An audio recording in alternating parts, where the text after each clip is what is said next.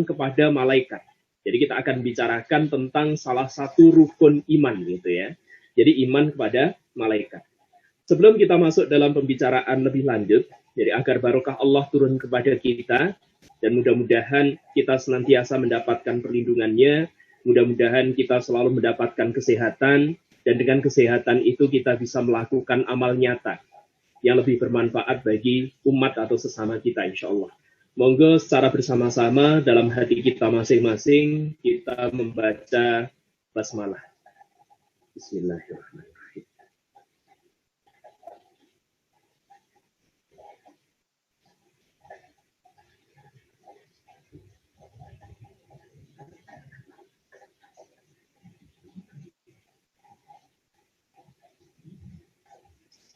Bagaimana sudah saya ungkapkan di awal tadi, jadi iman kepada malaikat ini merupakan salah satu bagian dari rukun iman. Artinya, ketika seseorang itu memiliki iman dalam hatinya, maka salah satu prasyarat yang ada di sana, jadi seseorang itu dituntut untuk beriman kepada malaikat. Tanpa mengimani keberadaan malaikat, maka iman seorang muslim itu tidak akan diterima. Jadi kalau saudara-saudara mungkin dalam jenjang perkuliahan atau jenjang mata pelajaran sebelumnya, baik dari mulai SD, jadi pendidikan dasar, kemudian pendidikan menengah, dan sampai perguruan tinggi hari ini, saudara-saudara pernah belajar tentang rukun iman. Jadi rukun iman itu ada 6. Yang pertama adalah iman kepada Allah. Kemudian yang kedua adalah iman kepada malaikat.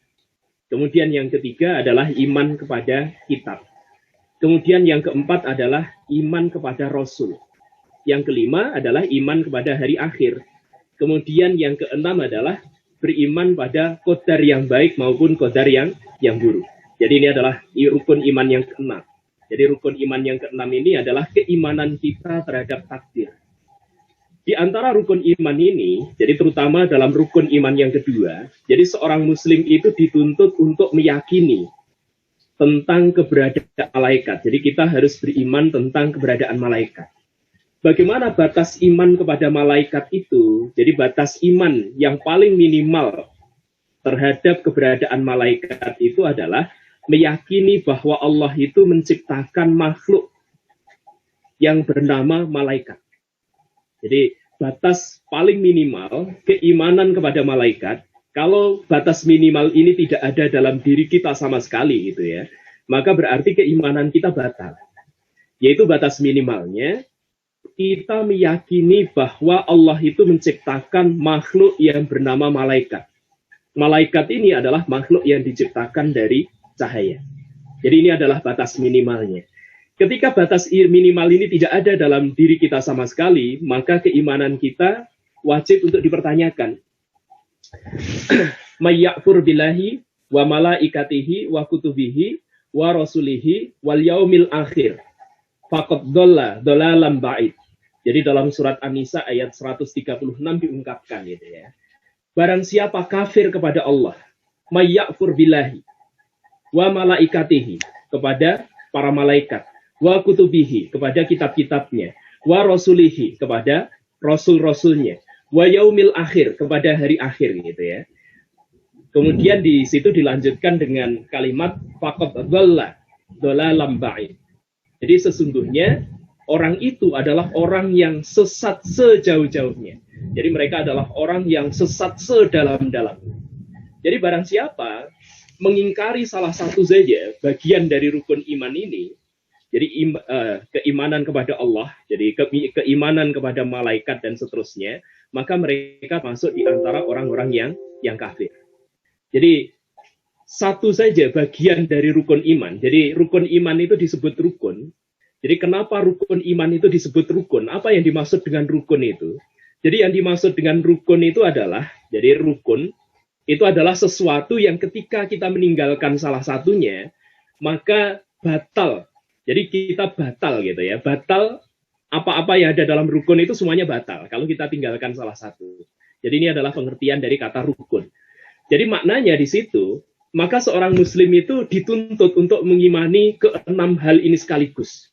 Satu saja tidak kita imani, maka di situ kita batal. Jadi pertama, kita berarti harus beriman kepada Allah.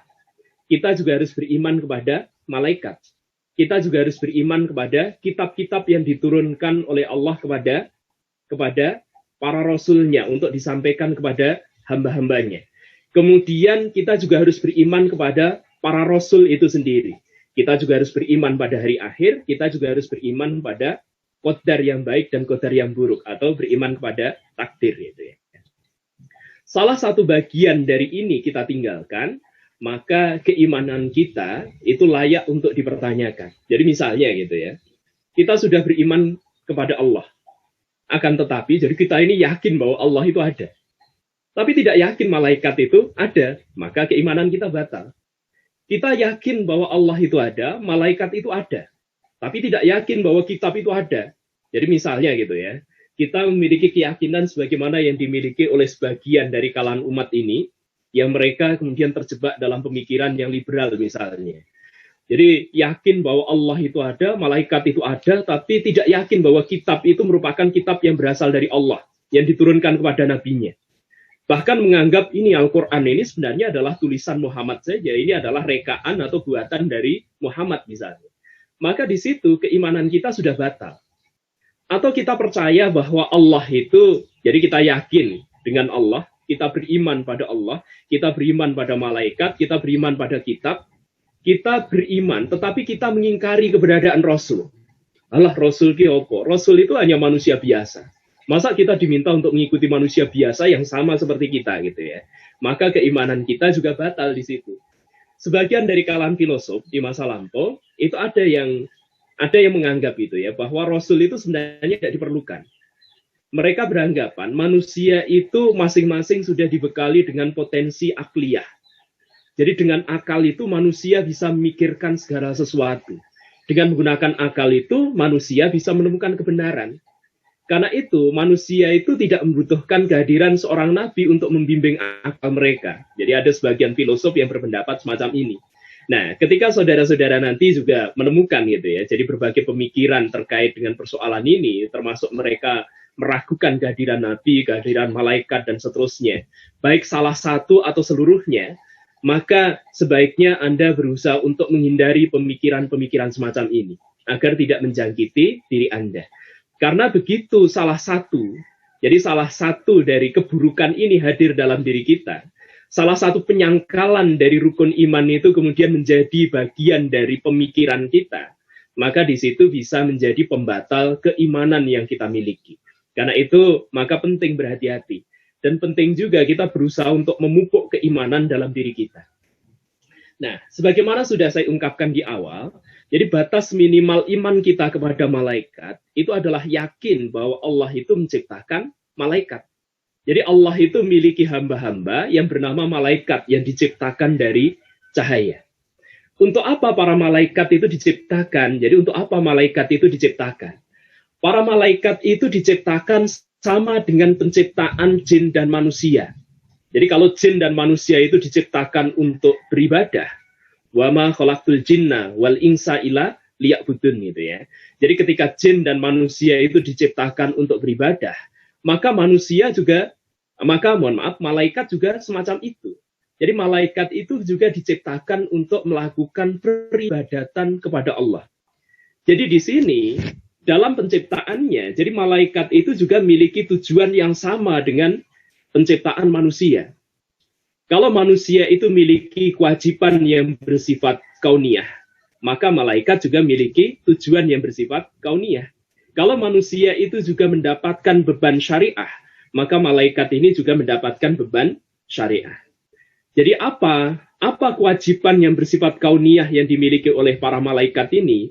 Jadi makna dari kauniyah ini artinya mereka ini adalah ciptaan gitu ya. Jadi malaikat ini adalah sesuatu yang dijadikan oleh Allah. Jadi Allah itu ketika menginginkan sesuatu terjadi, idza arada ayyakulu lahu kun fayakun gitu ya. Jadi ketika Allah itu menghendaki segala sesuatu, maka Allah itu cukup mengatakan kun. Maka ketika Allah sudah mengatakan kun, maka apa yang menjadi kehendak dari Allah itu akan terjadi. Jadi kun fayakun itu jadi, maka jadilah. Sesuatu yang kemudian dijadikan oleh Allah, itulah yang kemudian disebut sebagai al-kaun. Al-Kaun ini biasanya memiliki beban tersendiri, terutama beban berkaitan dengan penciptaan. Jadi para malaikat ini ketika dia diciptakan, mereka juga memiliki beban sebagai ciptaan. Artinya mereka memiliki tugas, mereka punya kewajiban sebagai ciptaan. Jadi mereka juga harus melaksanakan perintah yang bersifat kauniyah. Apa saja? Nah, masing-masing malaikat nanti memiliki tugas yang diemban. Tugas ini merupakan perintah yang berasal dari Allah.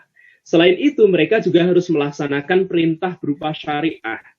Jadi mereka juga beribadah kepada Allah sesuai dengan syariah yang dibebankan kepada mereka. Jadi ada beberapa hal yang akan kita bicarakan dalam perkuliahan kita hari ini. Jadi pada bagian awal kita akan mencoba untuk membicarakan tentang pengertian iman kepada malaikat itu sendiri. Kemudian pada bagian yang kedua, kita akan bicarakan tentang mengenal malaikat dan tugas-tugasnya. Saya kira pada bagian ini kita sekedar mengulang saja, karena saudara-saudara dalam proses pembelajaran sebelumnya, di tingkat pendidikan yang sebelum dunia perkuliahan ini, saya yakin saudara-saudara sudah belajar tentang siapa saja malaikat itu, kemudian apa saja tugas-tugasnya. Setidaknya saudara-saudara sudah belajar tentang nama dan tugas dari 10 malaikat itu ya. Jadi 10 malaikat yang wajib kita kenali. Jadi ada 10 malaikat yang wajib untuk kita kenali beserta dengan tugas-tugas mereka. Kemudian pada bagian yang ketiga, kita juga akan bicarakan tentang hakikat malaikat itu sendiri. Kemudian tidak lupa nanti kita juga akan bicarakan apa sebenarnya hikmah yang kita bisa pelajari dari memahami atau mendalami persoalan berkaitan dengan iman terhadap malaikat ini. Pada bagian awal akan mencoba untuk mempelajari jadi pengertian tentang iman kepada malaikat itu sendiri. Jadi yang dimaksud dengan iman kepada malaikat itu maknanya adalah percaya atau yakin kepada adanya para malaikat. Jadi para malaikat itu ada karena diciptakan oleh Allah. Karena itu, maka malaikat itu juga termasuk makhluk. Karena itu, maka malaikat itu juga termasuk alam. Dalam pertemuan sebelumnya, kita sudah sempat membahas itu ya.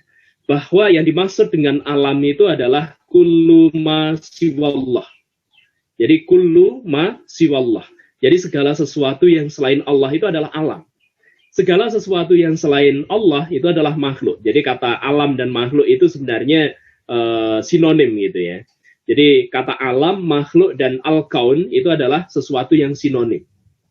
Jadi mereka ini adalah makhluk Allah. Mereka adalah ciptaan dari Allah. Kenapa? Untuk apa mereka ini diciptakan? Untuk menjalankan tugas-tugas sesuai dengan perintah Allah. Dan mereka itu tidak pernah mengingkari perintah yang sudah diembankan oleh Allah kepada mereka. Kenapa Allah itu harus menciptakan makhluk-makhluk ini? Apakah Allah itu tidak maha kuasa? Justru Allah itu menciptakan malaikat itu untuk menunjukkan sifat kemahakuasaannya. Jadi Allah itu untuk menunjukkan sifat kemahakuasaannya. Jadi para malaikat ini dalam menjalankan tugas, dia secara langsung akan berhubungan dengan sesuatu yang bersifat duniawi. Jadi nanti ada malaikat yang mengurusi rizki manusia, dia harus turun ke alam manusia. Ada yang mengurusi wahyu, jadi dia menyampaikan wahyu kepada nabi-nabinya dan seterusnya. Jadi hal semacam ini, itu tidak akan dilakukan oleh Allah sendiri, kecuali kepada nabi-nabi yang kemudian dikehendaki, atau dalam kesempatan-kesempatan tertentu saja, kepada nabi-nabi atau orang-orang pilihan yang kemudian dikehendaki oleh Allah. Karena itu, maka hal ini justru menegaskan gitu ya. Jadi justru menegaskan bahwa Allah itu maha kuasa. Jadi dengan menciptakan malaikat ini, justru di situ Allah kemudian menunjukkan perbedaan antara dirinya dengan ciptaannya. Iman kepada malaikat itu artinya adalah percaya bahwa malaikat itu adalah makhluk yang gaib, yang berasal atau kejadiannya berasal dari nur atau cahaya. Nah, iman kepada malaikat itu sendiri termasuk salah satu bagian dari persoalan gaib yang wajib kita imani. Tadi kita sudah membicarakan gitu ya. Jadi keimanan yang ada dalam konsep Islam itu memiliki karakteristik ghaibiyah salah satunya. Jadi keimanan kita itu berpangkal pada persoalan-persoalan yang gaib. Kalau kita melihat gitu ya, jadi beberapa bagian yang ada dalam rukun iman, jadi di situ ada 6 rukun iman, maka sebagian dari rukun iman itu bersifat gaib.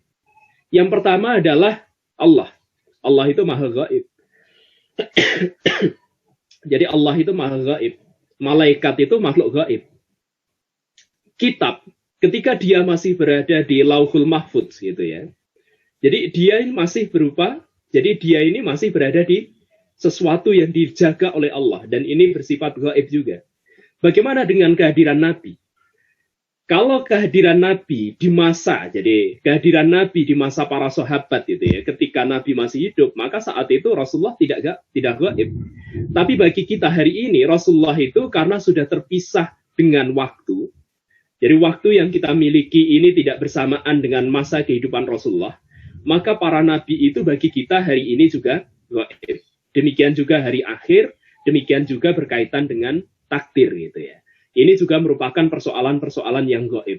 Selain rukun iman yang 6 ini, ada atau tidak kira-kira sesuatu yang gaib yang lain, yang di situ kita wajib percaya. Artinya wajib percaya itu tidak selalu di situ kemudian menandaskan ada peribadatan, tidak selalu gitu ya. Ada atau tidak? Ada. Jadi misalnya gitu ya. Ketika Allah memberikan informasi kepada kita bahwa ada makhluk yang terbuat dari api, misalnya jin gitu ya, maka kita pun wajib percaya bahwa makhluk semacam itu memang ada. Jadi keberadaannya memang wujud gitu ya. Jadi memang mereka ada. Jadi jin itu ada. Ketika konsep syariah itu membicarakan tentang persoalan yang berkaitan dengan sihir dan keharaman untuk mempelajari dan mempraktekannya, maka di situ kita juga yakin bahwa sihir itu adalah sebuah hakikat. Karena banyak orang yang tidak percaya di masa modern semacam ini, masa sih masih percaya dengan klinik semacam itu, masih percaya dengan sihir semacam itu misalnya. Karena faktanya gitu ya, dalam sejarah kenabian di masa lampau, ternyata praktek-praktek sihir semacam ini pernah dilakukan oleh umat manusia.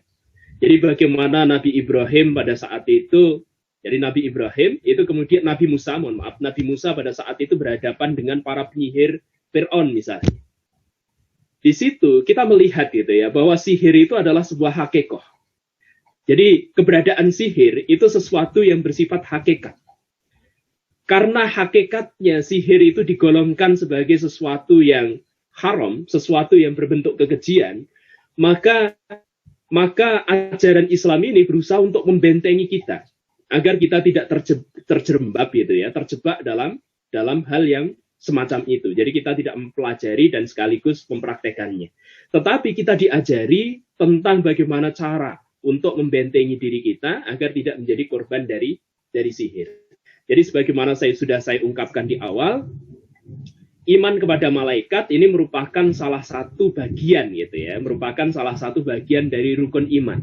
Artinya iman kepada malaikat itu termasuk salah satu dari hal-hal yang gaib yang wajib untuk kita imani.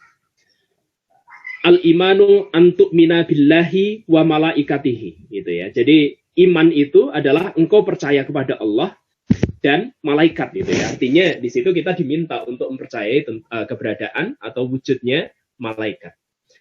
Kemudian berikutnya kita akan pelajari tentang bagaimana sifat-sifat yang dimiliki oleh malaikat itu. Jadi bagaimana gitu ya sifat-sifat yang dimiliki oleh malaikat. Yang pertama, malaikat itu selalu taat kepada Allah. Jadi mereka tidak pernah menentang perintahnya. Jadi ini perbedaan antara manusia dengan malaikat. Jadi manusia itu ke dalam dirinya itu dibekali dengan nafsu, dengan hawa gitu ya. Jadi hawa itu adalah keinginan. Hawa ini kemudian seringkali kita gabungkan dengan ungkapan nafsu dalam bahasa Indonesia. Jadi kata nafsu itu sendiri berasal dari kata nafs, yang maknanya adalah diri. Nah, sebenarnya kata hawa itu, kalau kita melihat bahasa yang digunakan dalam Quran, itu tidak pernah digabungkan dengan kata nafs. Jadi hawa itu berdiri sendiri. Gitu ya. Jadi hawa itu adalah keinginan. Malaikat itu tidak memiliki keinginan yang bersifat mereka. Artinya mereka ini tidak bersifat independen. Jadi apa yang mereka lakukan, itu selalu menyesuaikan diri dengan kehendak yang dimiliki oleh Allah. Karena itu maka mereka sejak awal itu selalu memiliki ketaatan yang tinggi kepada Allah. Meskipun ketaatan mereka tinggi, tetapi malaikat itu tidak mengenal adanya kenaikan dan penurunan keimanan. Berbeda dengan manusia. Jadi manusia itu karena dibekali dengan nafsu, dan nafsu itu kemudian menjadi cobaan bagi manusia itu sendiri, maka keimanan manusia itu yazid wa yangkus. Jadi kadangkala bisa naik, kadangkala juga bisa turun gitu ya. Jadi yazid itu maknanya bertambah, dan kadangkala juga yangkus, jadi berkurang. Nah, manusia karena dia ini memiliki, jadi keimanannya itu bisa mengalami gradasi, jadi bisa naik dan bisa turun, maka dalam kondisi tertentu ketika manusia itu memiliki keimanan yang sangat tinggi, maka manusia itu bisa melebihi keimanan yang dimiliki oleh para malaikat. Akan tetapi ketika manusia itu kemudian terbelenggu oleh hawa rendahnya, jadi di situ dia terbelenggu oleh nafsu hewani yang ada dalam dirinya, jadi keinginan-keinginan hewani yang kemudian dia perturutkan, sehingga dia melakukan pelanggaran terhadap syariah, maka bisa jadi seseorang gitu ya, ketika dia sudah terjebak dalam persoalan-persoalan ini, jadi derajatnya itu bisa jadi lebih rendah dibandingkan hewan. Jadi manusia itu bisa lebih tinggi dari malaikat, tapi pada saat yang sama dia bisa lebih rendah dibandingkan hewan. Kemudian yang kedua, malaikat itu tidak memiliki jenis kelamin. Kemudian yang ketiga, malaikat itu tidak memiliki nafsu. Tadi sudah saya jelaskan itu ya. Berarti karena mereka tidak memiliki nafsu, mereka tidak makan, mereka tidak minum, dan mereka juga tidak tidur. Jadi sifat-sifat semacam ini adalah sifat-sifat yang dimiliki oleh manusia. Manusia itu butuh makan, manusia itu butuh minum, manusia itu butuh tidur, manusia juga butuh pasangan, dan seterusnya. Kenapa manusia itu membutuhkan itu semua? Karena memang dalam diri manusia itu dibekali dengan syahwat. Kalau saudara-saudara nanti menyempatkan diri untuk membaca salah satu kitab yang ditulis oleh Imam Al-Ghazali, yaitu kitab Ihya Ulumuddin, atau kalau tidak sempat karena ini adalah kitab yang sangat tebal sekali, nanti Anda bisa membaca dalam ringkasannya, yaitu Mukhtasar Ihya Ulumuddin, atau kalau tidak sempat lagi nanti silahkan baca ringkasan dari ringkasannya, yaitu kitab Kimya Us-Sa'adah. Jadi ketiga kitab ini adalah kitab yang ditulis oleh Imam Al-Ghazali. Di situ dijelaskan, jadi manusia itu setidaknya dalam jiwanya itu memiliki 4 anasir. Jadi jiwanya itu terdiri dari 4 anasir. Ini manusia ya. Dan ini nanti berbeda dengan malaikat. Pertama, itu adalah anasir yang berupa syahwat. Jadi anasir yang berupa syahwat. Jadi syahwatiyah. Apa fungsi dari syahwat ini? Syahwat ini berfungsi untuk menjaga kelangsungan hidup manusia. Jadi manusia itu kalau tidak punya syahwat, maka dia tidak akan bisa bertahan hidup. Dia tidak akan survive di dunia ini. Syahwat itu yang kemudian mendorong manusia untuk makan. Syahwat ini yang mendorong manusia untuk minum. Syahwat ini yang mendorong manusia untuk mencari pasangan. Nah, jadi syahwat ini sebenarnya netral gitu ya. Syahwat ini sifatnya netral. Jadi nanti tergantung pada unsur pengendalinya. Jadi di antara 4 anasir jiwa manusia, nanti 2 di antaranya adalah unsur pengendali.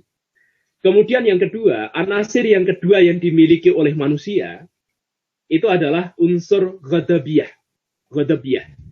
Ghadab sendiri maknanya adalah marah. Jadi al-ghadabiyah di situ maknanya adalah emosi yang ada dalam diri manusia.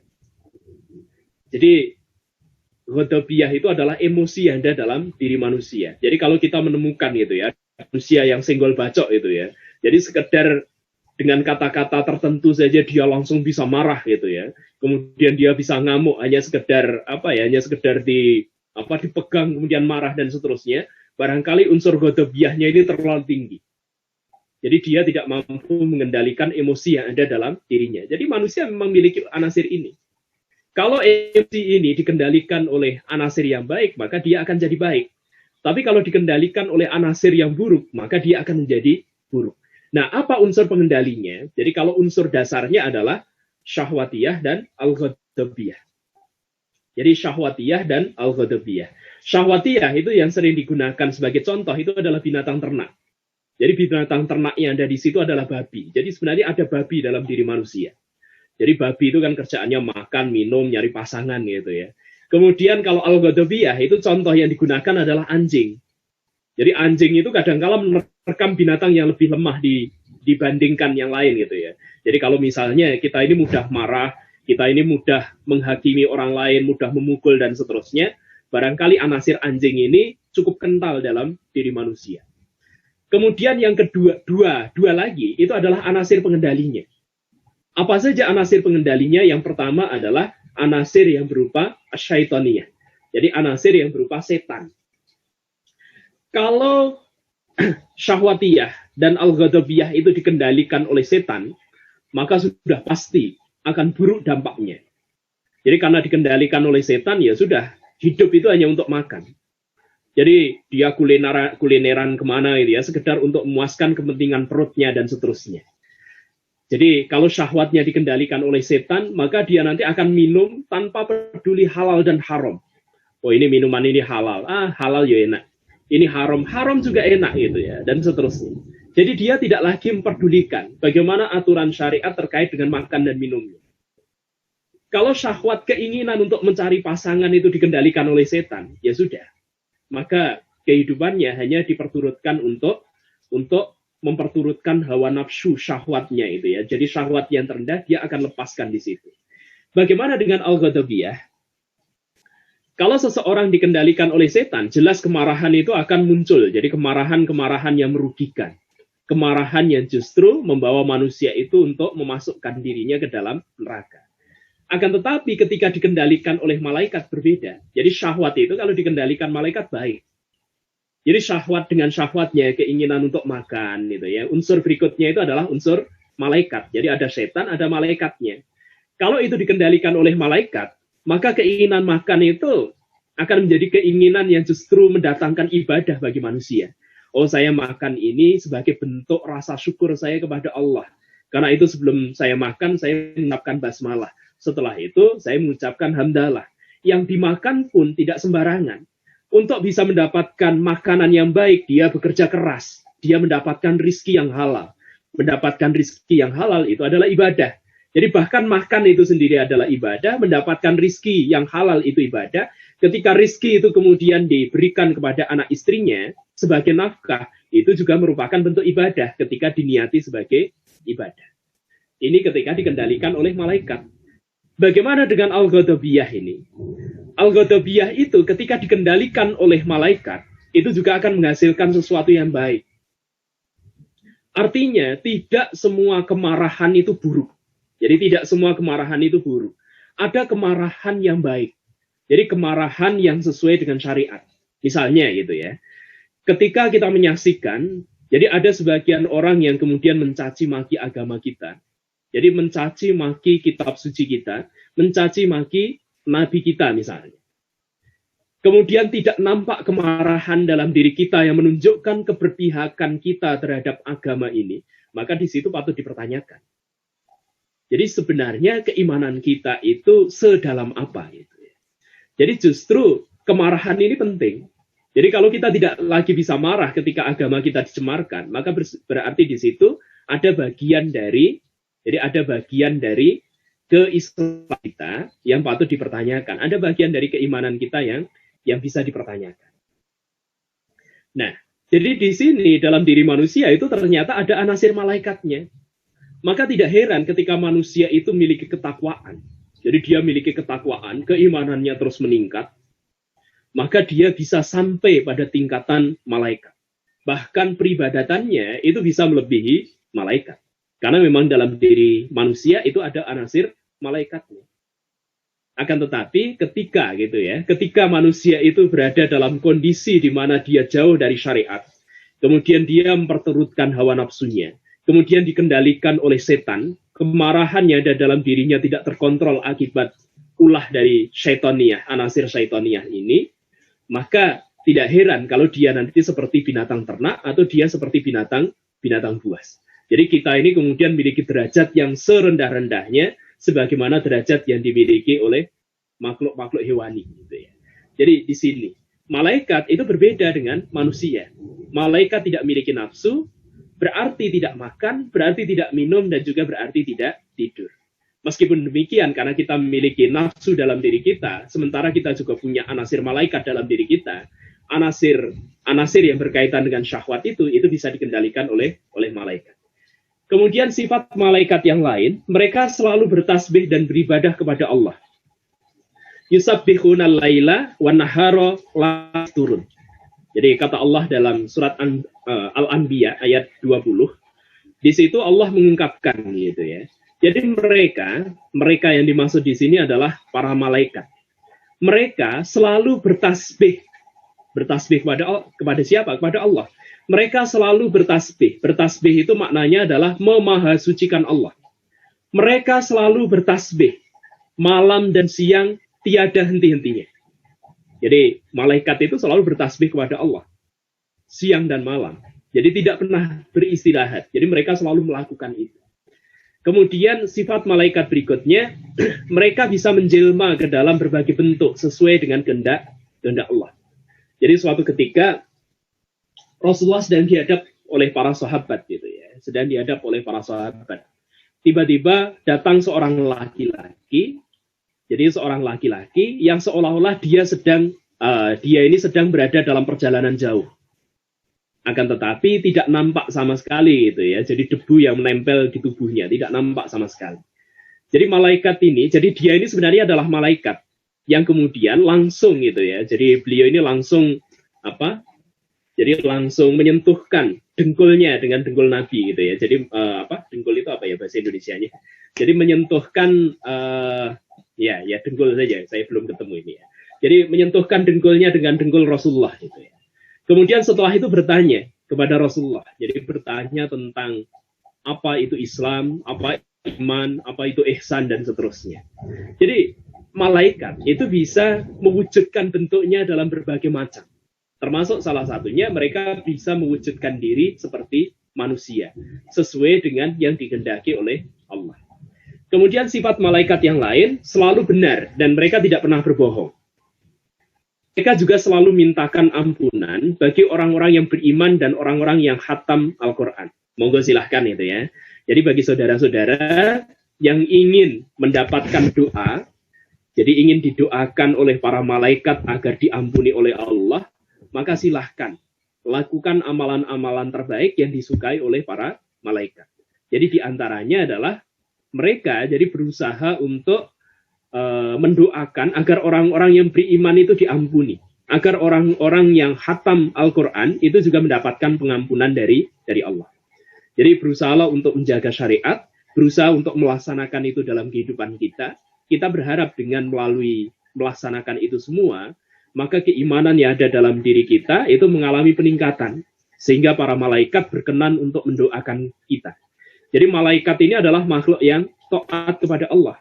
Karena itu maka doa mereka itu tidak terhijab, tidak terhalangi untuk dikabulkan oleh Allah. Para malaikat mereka juga tidak beranak. Mereka tidak berayah, mereka tidak beribu. Di awal sudah saya jelaskan itu ya. Jadi malaikat itu tidak memiliki syahwat dalam dirinya. Karena itu maka mereka tidak menginginkan untuk berkembang biak. Mereka tidak menginginkan untuk makan, tidak minum, dan seterusnya.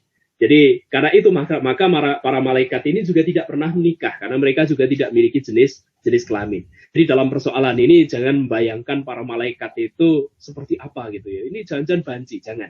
Jadi jangan sampai kita memiliki pemikiran semacam itu. Kemudian apa perbedaan antara malaikat dengan makhluk gaib lainnya? Kalau dilihat dari asal kejadiannya, jadi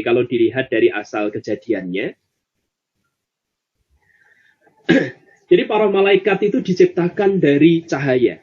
Jadi mereka diciptakan dari cahaya. Tentu karena mereka diciptakan dari cahaya, mereka juga memiliki karakter-karakter yang mirip dengan cahaya. Di antaranya bisa dilihat dari kecepatannya. Jadi mereka ini memiliki kecepatan yang sangat luar biasa. Kemudian jin itu diciptakan dari api. Kemudian setan atau iblis, mereka juga diciptakan dari api. Sebagian dari jin itu adalah setan. Jadi perlu dipahami ya, sebagian dari jin itu adalah setan. Setan itu sendiri, itu juga terdiri dari dua hal. Jadi setan yang tercipta dari api ini maknanya adalah setan yang berasal dari kalangan jin. Karena nanti ada setan dalam wujud yang lain. Jadi kalau saudara membaca dalam surat An-Nas, di situ mereka yang membisikkan keraguan ke dalam diri manusia itu terdiri dari dua. Jadi yang membisikkan itu setan. Siapa saja setan itu? Minal jinnati wan nas. Minal jinnati wan nas. Jadi setan itu terdiri dari dua. Yang pertama berasal dari jin, yang kedua berasal dari manusia. Jadi jangan salah, manusia itu bisa memiliki sifat setan. Nah, ini setan yang berasal dari tanah gitu ya berarti. Jadi setan yang terbuat dari tanah ini kadangkala berwujud manusia. Jadi mereka benar-benar manusia tetapi kemudian memiliki sifat sebagaimana sifat yang dimiliki oleh setan gitu. Kemudian kalau dilihat dari sisi ketaatan, para malaikat itu adalah makhluk yang selalu taat. Mereka selalu bertasbih kepada Allah. Mereka selalu melaksanakan ibadah kepada Allah. Bagaimana dengan jin? Jin itu sama dengan manusia. Jin itu juga diciptakan sebagai makhluk yang berakal. Mereka juga memiliki ketaatan. Ada juga sebagian dari mereka yang tidak taat. Gitu ya. Jadi jin itu kondisinya sama dengan manusia. Kalau manusia itu ada yang taat, ada jin yang taat. Kalau di antara manusia itu ada yang kafir, maka di antara jin itu juga ada yang kafir dan seterusnya. Sementara setan atau iblis itu mereka tidak pernah taat. Jadi jin yang tidak taat kepada Allah inilah yang kemudian digolongkan ke dalam golongan setan. Jadi jin yang tidak taat kepada Allah digolongkan ke dalam golongan setan. Demikian juga manusia yang tidak taat kepada Allah, maka mereka adalah bagian dari setan itu sendiri. Jadi setan itu tidak selalu gaib itu ya. Kadangkala setan yang berbentuk manusia itu malah lebih menakutkan dibandingkan setan yang berbentuk jin gitu ya. Jadi seharusnya kita ini kadangkala seharusnya lebih takut kepada manusia yang jahat dibandingkan ketika kita melewati kuburan pada malam hari gelap gulita gitu ya. Dibandingkan itu. Kemudian bagaimana dengan sifat-sifat yang lain? Jadi para malaikat itu merupakan makhluk yang gaib. Mereka tidak memiliki nafsu, mereka senantiasa bertasbih, dan mereka tidak memiliki jenis kelamin. Bagaimana dengan jin? Jin itu juga termasuk makhluk yang gaib. Jadi mereka juga tidak bisa dilihat. Jadi secara umum, jin itu sebenarnya adalah makhluk yang tidak bisa dilihat. Kalau mereka kemudian bisa dilihat oleh manusia, berarti di situ ada pelanggaran yang dilakukan oleh mereka. Jadi mereka kemudian masuk ke dalam dimensi manusia. Ketika mereka masuk dalam dimensi manusia ini, mereka membutuhkan energi yang sangat besar. Dan jangan salah, jadi jin itu mirip dengan gas ether gitu ya, gas ether. Jadi kalau Anda pernah mempelajari fisika mungkin pernah mendengar istilah ini gitu ya. Jadi gas ether itu adalah gas antara. Gas antara itu bisa mengalami peregangan dan bisa mengalami pemadatan. Pada saat dia mengalami peregangan, maka gas antara itu tidak bisa dipegang. Tetapi ketika dia kemudian mengalami pengerasan, jadi pada saat itu dia mengental gitu ya. Jadi pada saat itu dia mewujudkan diri dalam fisik, maka sesuatu yang bersifat fisik ini bisa ditangkap dan bisa disakiti. Karena itu ketika jin itu masuk ke dalam alam manusia, kemudian mereka mewujudkan dirinya, mereka ini sebenarnya dalam kondisi yang sangat khawatir, mereka dalam kondisi yang sangat lemah. Akan tetapi, anehnya justru manusia pada saat ini berada dalam kondisi yang paling ketakutan gitu ya. Jadi banyak jin itu kemudian menjadi sombong karena manusianya takut ketika mereka memperlihatkan diri. Jadi ini di sana ada penampakan gitu ya. Setelah itu jadi cerita, satu kampung tahu semua. Ini jinnya ketawa gitu. Mereka kemudian bisa menyombongkan diri. Jadi cara untuk membuat jin itu tidak sombong, kalau mereka menampakkan diri, kalau Anda berani maka tangkap. Ada satu kisah yang cukup menarik itu ya, di antara para sahabat dulu, ada yang diberikan tugas oleh Rasulullah untuk menjaga Baitul Mal.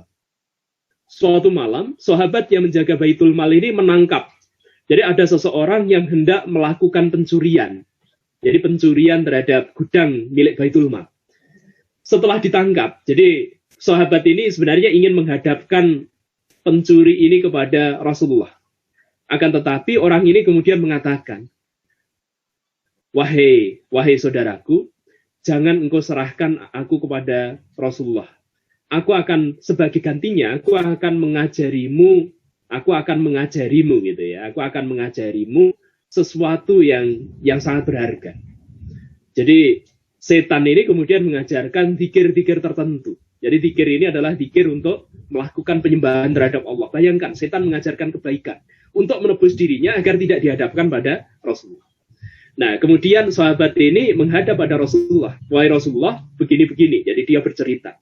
Rasulullah kemudian mengatakan, apa yang dikatakan oleh orang itu itu adalah kebenaran, meskipun berasal dari seorang pendusta, kata Rasulullah. Jadi apa yang dia katakan itu adalah kebenaran, meskipun berasal dari mulut pendusta. Jadi Rasulullah sudah tahu bahwa itu sebenarnya adalah setan yang menyamar untuk mencuri dari Baitul Mal. Nah, dalam kesempatan yang lain gitu ya, sahabat ini kemudian berhasil. Jadi Rasulullah itu sudah memastikan, oh, orang itu pasti akan datang lagi untuk mencuri. Jadi dia pasti akan datang lagi untuk mencuri. Nah, ternyata benar di hari berikutnya, jadi ternyata manusia ini, jadi setan yang berwujud manusia itu kemudian datang lagi untuk mencuri. Dan setelah itu ditangkap lagi begitu ya. Setelah itu mengajarkan sesuatu yang lain, kemudian menghadap pada Rasulullah. Rasulullah kemudian masih mengatakan hal yang sama. Jadi itu adalah perkataan yang benar meskipun muncul dari mulut seorang pendusta. Jadi artinya yang diajarkan oleh setan itu benar, tapi setannya sendiri sebenarnya adalah pendusta. Jadi Rasulullah kemudian mengungkapkan bahwa orang yang datang ke Baitul Mal itu sebenarnya adalah setan. Jadi di situ dari kisah ini kita bisa melihat gitu ya. Jadi kita bisa setidaknya memahami. Ternyata setan itu ketika dia mewujudkan dirinya itu bisa ditangkap. Artinya pada saat itu dia sebenarnya bisa disakiti. Jadi seandainya Anda melemparkan batu kemudian mengenai dirinya, maka dia bisa mengalami kesakitan. Kecuali pada saat itu dia kemudian wujudnya kemudian menghilang. Nah, itu berbeda mungkin ya, itu berbeda. Karena itu maka Anda jangan takut dengan makhluk-makhluk semacam ini. Kalau kaget sih wajar gitu ya. Kadangkala dengan sesama manusia saja kita sering dikagetkan. Ada teman kita berdiri di balik pintu, kita mau masuk, dia kemudian menggertak kita. Kita kaget itu wajar. Akan tetapi jangan sampai gitu ya, kita takut pada mereka. Dan kalaupun takut maka jangan nampakkan itu. Jadi tetap minta perlindungan kepada Allah, baca zikir-zikir yang terbaik dan yakin hanya pada Allah. Jangan kemudian memohon hal-hal yang tidak baik kepada setan. Misalnya kita memohon agar tidak, Tuhan tolong jangan sakiti saya, jangan. Jadi jangan menunjukkan bahwa diri kita itu lebih rendah dibandingkan mereka. Jadi derajat kita itu lebih tinggi dibandingkan mereka. Nah, jin jadi tidak bisa dilihat. Mereka diciptakan oleh Allah untuk beribadah kepada Allah. Jadi dalam persoalan ini sama dengan malaikat. Malaikat itu juga diciptakan untuk beribadah kepada Allah. Karena itu maka mereka selalu tasbih kepada Allah. Bagaimana dengan setan? Setan itu tidak bisa dilihat. Mereka diciptakan agar beribadah kepada Allah. Akan tetapi mereka ingkar. Jadi mereka sebenarnya juga diciptakan untuk beribadah. Tetapi mereka mengingkari itu.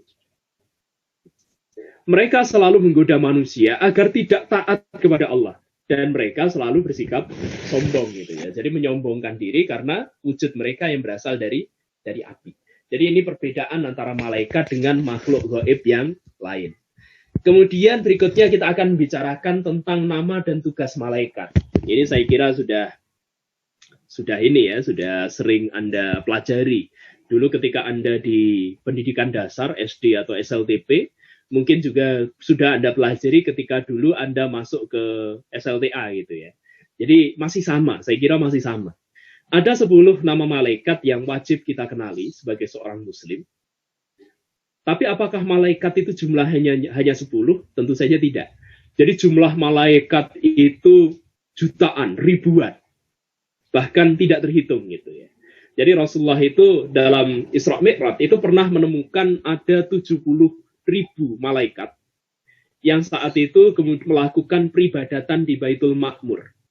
Kemudian setelah itu malaikat itu turun. Dan setelah itu tidak naik kembali. Kemudian digantikan oleh malaikat yang lain. Jadi 70.000 itu melakukan sujud kepada Allah. Kemudian setelah itu mereka menjalankan tugasnya. Mereka tidak pernah naik lagi, digantikan yang lain. Artinya di situ jumlah malaikat itu sangat banyak.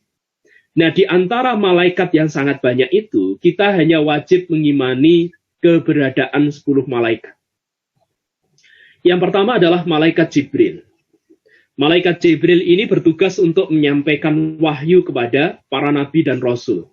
Jadi mereka ini bertugas sebagai perantara. Agar wahyu yang berasal dari Allah itu kemudian bisa disampaikan kepada hamba pilihannya. Yaitu para nabi dan rasul. Dalam Al-Quran, Jibril ini seringkali juga dikenali dengan nama yang lain. Jadi beliau dikenal sebagai Ruhul Kudus. Beliau juga dikenal sebagai Ruhul Amin. Jadi Ruhul Kudus dan Ruhul Amin. Kemudian yang kedua adalah malaikat Mikail.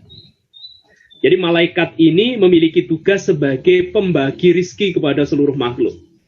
Jadi makhluk yang ada di alam semesta ini, tanpa terkecuali mereka mendapatkan bagian rizki mereka dari malaikat Mikail ini.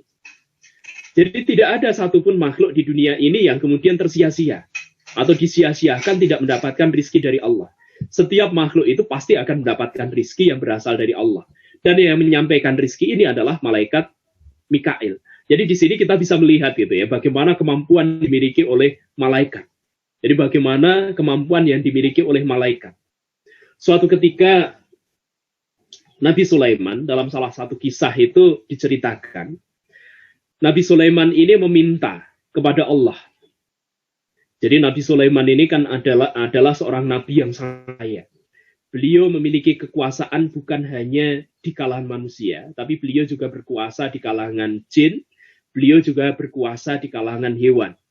Jadi beliau bisa, salah satu mukjizat beliau itu bisa bercakap-cakap dengan binatang gitu ya.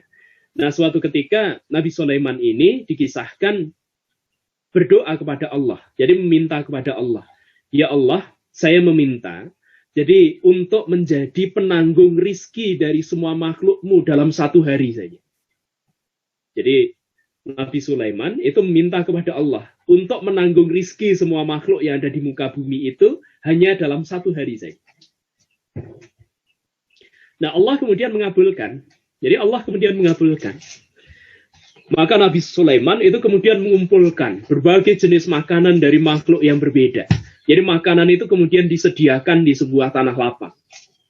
Giliran yang pertama itu adalah giliran dari makhluk-makhluk yang ada di perairan untuk mengambil rizkinya.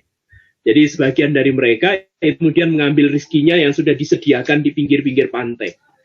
Jadi semua makanan itu sudah dikumpulkan di sana. Dalam waktu sekejap gitu ya, dalam waktu sekejap ketika makhluk-makhluk lautan itu kemudian mengambil rizki.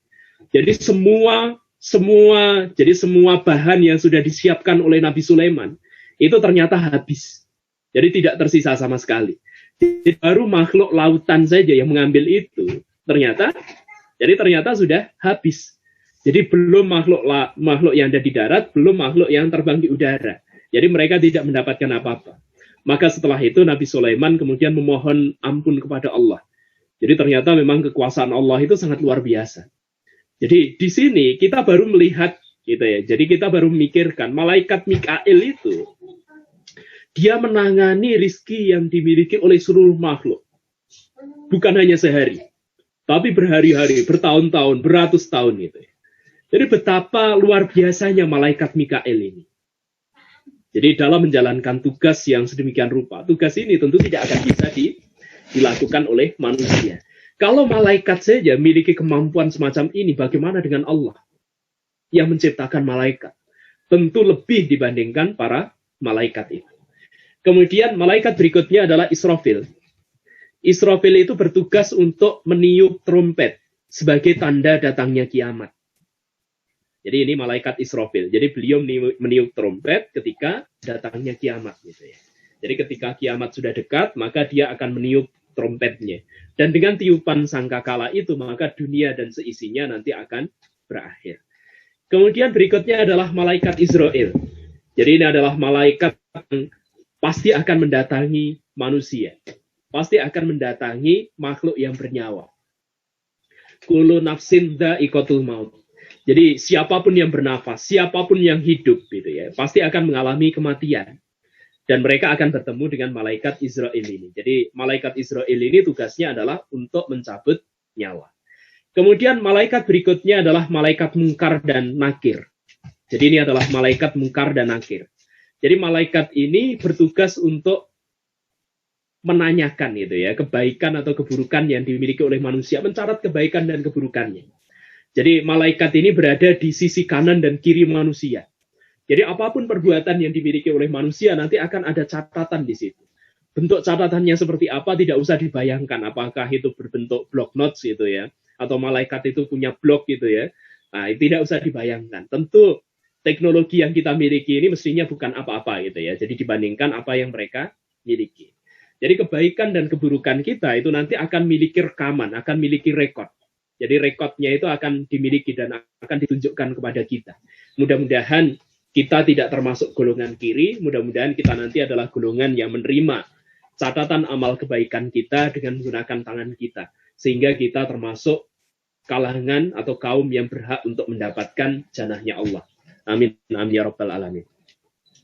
Kemudian malaikat yang berikutnya, yang ke-7 dan ke-8, itu adalah Raqib dan Atid. Jadi malaikat ini adalah malaikat spesialis, malaikat yang ada di kubur. Jadi malaikat Raqib itu mencatat amal kebaikan ketika berada di kubur.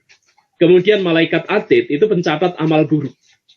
Jadi mereka nanti akan mendatangi ketika seseorang itu sudah masuk ke alam kubur gitu ya. Mereka akan mendatangi untuk melakukan pencatatan gitu ya. Kemudian berikutnya adalah malaikat Malik dan Ridwan. Jadi malaikat Malik dan Ridwan.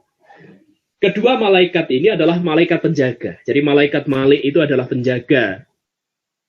Malaikat Malik itu adalah penjaga neraka, sementara malaikat Ridwan itu adalah penjaga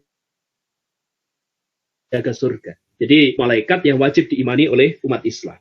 Nah, selain 10 malaikat ini berarti ada atau tidak malaikat yang lain? Ada, sangat banyak. Salah satunya, jadi dalam sebuah hadis itu dikisahkan gitu ya. Suatu ketika Rasulullah itu pernah berkunjung ke sebuah kota, yaitu kota Taif. Di kota ini, Rasulullah kemudian meminta kepada penduduknya agar mereka beriman kepada Allah. Jadi mereka diminta oleh Rasulullah berdakwah kepada kaum yang ada di Taif ini. Ternyata, masyarakat Taif ini menolak mentah-mentah dakwah yang dilakukan oleh Rasulullah. Kan mereka kemudian melempar batu kepada Rasulullah. Jadi Rasulullah itu dilempari sehingga beberapa bagian dari tubuh beliau itu berdarah. Nah rupanya di Taif ini ada malaikat. Jadi ada malaikat yang menjaga gunung. Jadi malaikat ini dikenal sebagai malaikat Jabal. Jadi malaikat ini bertugas menjaga gunung. Malaikat ini melihat kekasih Allah saat itu dilecehkan oleh umatnya, dihina oleh umatnya dengan lemparan-lemparan batu sampai berdarah. Malaikat ini marah. Jadi dia marah. Dia kemudian meminta izin kepada Rasulullah untuk membawa gunung, jadi gunung yang ada di Taif itu untuk dilemparkan kepada kaum yang tinggal di Taif. Tapi apa kata Rasulullah? Rasulullah justru mencegah. Jadi kata Rasulullah, kalaupun bukan mereka yang beriman kepadaku, mudah-mudahan anak cucunya. Jadi di sini kita melihat betapa pemaafnya Rasulullah itu. Jadi bahkan pada saat itu seandainya Rasulullah itu meminta azab kepada Allah, diturunkan kepada kaum yang ada di Taif ini, sebenarnya azab akan segera turun. Malaikat Jabal itu akan memfasilitasi. Jadi malaikat Jabal itu sudah ingin mengangkat gunung untuk ditimpakan kepada mereka. Tapi Rasulullah ini ternyata memiliki jiwa yang sangat pemurah. Beliau ini memiliki jiwa yang sangat pemaaf. Jadi dengan segera beliau justru menyatakan bahwa kalaupun bukan mereka yang beriman, jadi kalau bukan bapak-bapaknya, maka diharapkan di masa yang akan datang, anak-anak mereka akan beriman. Jadi Rasulullah ini memikirkan masa depan. Jadi bisa jadi anak-anak mereka nanti justru akan berada di barisan umat Islam. Jadi di situ ada malaikat Jabal. Malaikat Jabal itu tidak masuk ke dalam 10 malaikat yang kita bicarakan. Kemudian apa tanda beriman kepada malaikat? Jadi kalau kita ini termasuk orang yang mengimani keberadaan malaikat, maka apa tandanya? Pertama, coba kita tanyakan kepada diri kita masing-masing. Jadi batas minimal iman kepada malaikat itu adalah meyakini bahwa malaikat itu ada dan mereka adalah ciptaan Allah. Kalau kita sudah memiliki keyakinan semacam ini dalam diri kita, maka setidaknya kita sudah memiliki batas paling minimal dari keimanan kepada malaikat. Nah, kemudian ada tanda-tanda keberimanan yang lain terhadap para malaikat ini. Yang pertama, mempercayai dan meyakini dalam hati bahwa malaikat adalah makhluk gaib yang lebih dulu diciptakan Allah daripada manusia. Jadi ini adalah batas yang paling minimal dari keimanan kita. Kemudian yang kedua, mempercayai dan meyakini bahwa malaikat itu bersifat gaib, tidak dapat dilihat oleh manusia. Jadi malaikat itu gaib, tidak bisa dilihat oleh manusia. Lantas bagaimana ketika Rasulullah itu kan juga manusia. Dalam peristiwa yang tadi di bagian awal saya ceritakan, Rasulullah ternyata bisa melihat malaikat. Itu terjadi karena malaikat menampakkan diri sebagaimana yang dikehendaki oleh Allah. Jadi mereka mewujudkan dirinya dalam wujud yang lain, dalam bentuk manusia. Karena itu maka malaikat pada saat itu bisa dilihat. Jadi mereka bisa dilihat karena memang mewujudkan atau menampakkan dirinya. Nah, dalam kondisi normal, malaikat ini tidak bisa dilihat. Apalagi oleh manusia biasa. Mereka bukan seorang nabi. Karena itu, ketika saudara-saudara nanti mendengar ada kesaksian dari manusia-manusia tertentu yang menyatakan bahwa mereka sudah pernah bertemu dengan malaikat, bahkan mereka bercengkrama, bahkan mendapatkan nasihat dari malaikat dan seterusnya, maka sebaiknya Anda tidak boleh langsung percaya. Jadi sebaiknya Anda tidak boleh langsung percaya. Beberapa waktu yang lalu, saya sempat menyaksikan di YouTube, ada salah seorang yang sebenarnya ini, saya melihat dia ini berprofesi sebagai dukun gitu ya. Seorang perempuan, saya tidak usah sebut nama gitu ya. Jadi dia perempuan mengaku pernah bertemu dengan malaikat. Bahkan bisa menghadirkan malaikat ke hadapannya.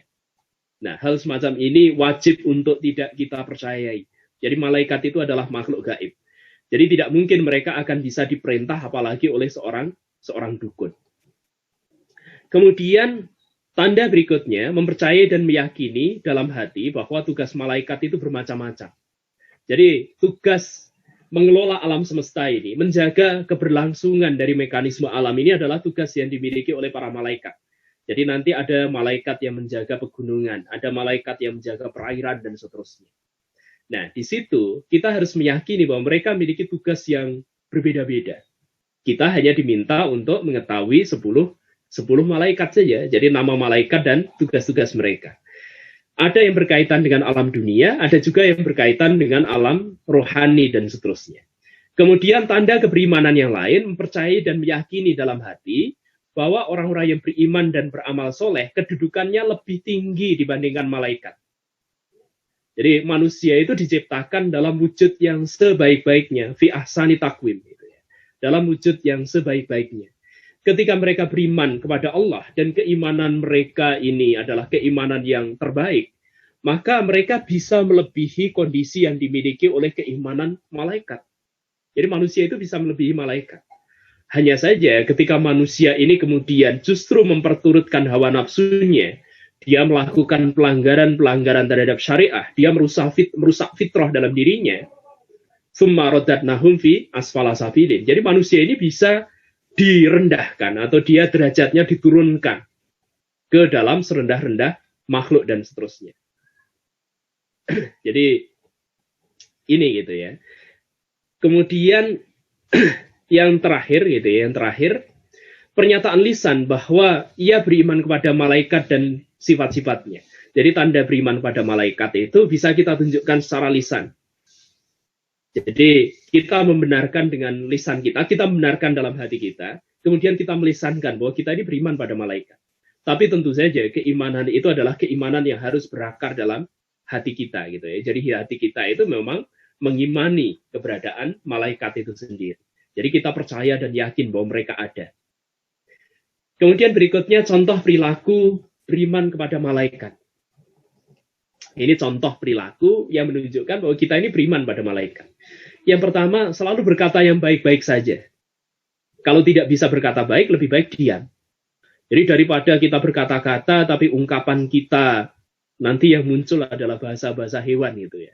Saya pernah menyaksikan ada sekelompok anak muda gitu ya, anak-anak sekolah.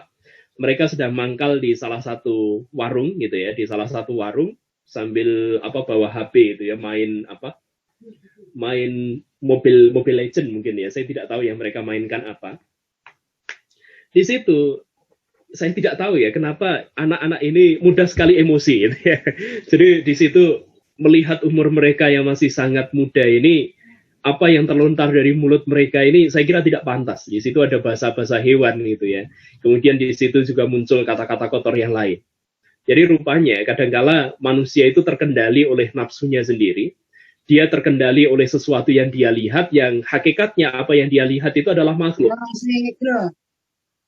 Jadi mestinya manusia itu tidak pada makhluk semacam itu. Jadi misalnya dia dikendalikan oleh game yang dia miliki. Hanya karena dia tidak menang gitu ya, atau dia tidak mendapatkan permainan yang bagus, mulutnya itu kemudian dikendalikan untuk mengucapkan kata-kata yang kotor.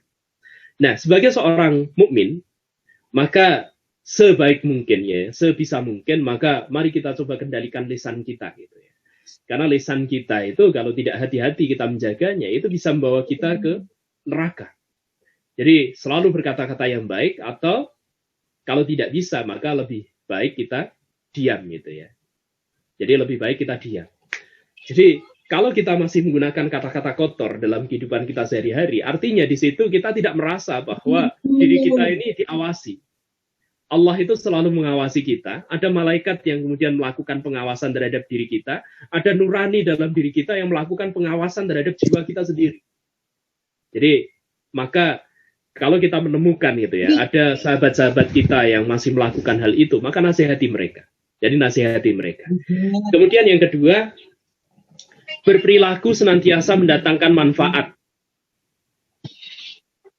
Jadi memberikan manfaat bagi diri sendiri dan orang lain. Jadi khairun nas anfa'uhum linnas. Jadi manusia yang paling baik itu adalah manusia yang memberikan manfaat kepada orang lain. Karena manfaat yang kita berikan kepada orang lain itu mestinya adalah manfaat yang nanti bisa apa ya? Jadi manfaat itu mestinya bisa memberikan manfaat juga kepada kita dan seterusnya. Kemudian saling membantu dan saling menguatkan. Jadi saling bantu dan saling menguatkan dalam hal-hal yang positif dan diridhoi oleh Allah. Jadi watawasau bil haq watawasau bisobr. Jadi saling menasehati dalam persoalan yang hak dan saling memberikan nasihat dalam kesabaran gitu ya. Kemudian senantiasa bersyukur ketika mendapatkan nikmat dan bersabar ketika mendapatkan musibah. Jadi kalau kita sudah memiliki karakter semacam ini atau perilaku semacam ini, maka tanda keberimanan kita kepada malaikat itu sudah ada mestinya. Kemudian selalu memuliakan malaikat dan merasa malu kalau berbuat dosa. Karena bagaimanapun ketika kita melakukan perbuatan yang keliru, malaikat itu melihat kita. Mereka adalah makhluk yang bertakwa kepada Allah. Tentu keimanan kita itu menuntut kita untuk merasa malu dengan mereka. Mereka lebih tinggi dibandingkan kita, padahal kita bisa melampaui mereka. Kenapa justru mereka lebih tinggi dengan keimanan mereka yang stabil itu? Sementara keimanan kita yang tidak stabil itu kadangkala justru memberikan keuntungan kepada kita. Jadi keimanan kita itu bisa naik. Bisa naik terus dan kemudian mengungguli keimanan yang dimiliki oleh para malaikat itu. Jadi malu kalau kita melakukan dosa. Lantas apa hikmah dari beriman kepada Allah? Yang pertama hikmahnya adalah meningkatkan keimanan kepada Allah Subhanahu wa taala, mendorong untuk terus meningkatkan kualitas pribadi kita, kemudian mewujudkan masyarakat yang bermoral, bersabar saat mendapat ujian dan cobaan. Jadi rupanya gitu ya, hikmah beriman kepada malaikat itu bukan sekedar hikmah yang kita peroleh bagi pribadi kita, tapi ketika kita beriman kepada malaikat itu juga bisa mewujudkan satu keuntungan bagi masyarakat kita. Jadi kalau setiap individu yang ada dalam masyarakat itu memiliki keimanan pada malaikat, mereka selalu merasa bahwa kehidupan mereka itu terawasi oleh makhluk Allah yang taat yang lain. Mereka merasa Allah itu selalu hadir dalam kehidupan mereka. Baik mereka dalam keadaan sadar atau dalam keadaan terjaga, maka insya Allah moralitas masyarakat itu akan terjaga. Rasa malu itu adalah bagian dari iman. Jadi al-haya'u minal iman. Jadi malu itu adalah sebagian dari iman. Kalau malu itu masih ada dalam diri kita, maka iman kita akan terjaga. Karena seseorang yang tidak memiliki lagi rasa malu, maka mereka akan berbuat sekehendak hati mereka, memperturutkan hawa nafsu yang ada dalam diri mereka. Jadi ini beberapa hal yang perlu kita bahas terkait dengan iman kepada malaikat.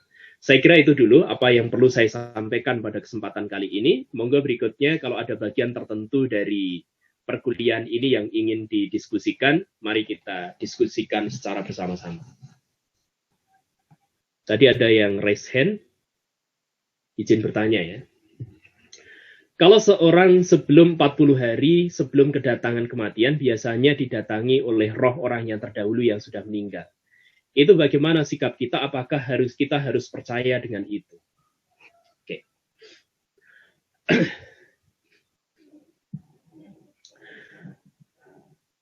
Dalam kitab yang ditulis oleh Ibnu Qayyim Al-Jauziyah. Jadi kitab ini adalah kitab Ar-Ruh. Di situ diungkapkan bahwa